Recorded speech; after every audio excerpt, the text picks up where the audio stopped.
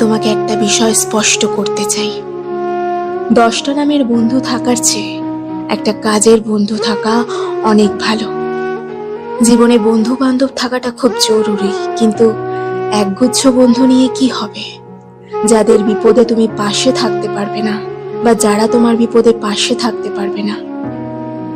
জীবনে বন্ধুর সংখ্যা কম থাকুক, কিন্তু যারা থাকবে তারা যেন সঠিক হয়, সুন্দর হয়, কাজের হয়। যাদের সাথে সময় কাটানোর পরে যেন এটা মনে না হয় যে এটা সময়ের অপচয়। বাংলায় একটা কথা আছে, সময় থাকতে কে আর বোঝে, হারিয়ে গেলে সবাই খোঁজে। আমাদের মধ্যে এমন অনেকেই আছে, আমাদের এমন অনেক অতীত আছে, যেখানে মনে হয় যে যদি আমি সেই সময়টাতে ফিরে গিয়ে সেই ভুলগুলোকে সংশোধন করতে পারতাম, যেগুলো আমি অনেক আগে করেছি। এমনটা অনেকেরই মনে হয়। অনেক সময় এমন চিন্তা ভাবনা আসে, এমন চিন্তা ভাবনা যাতে আগামীতে না আসে।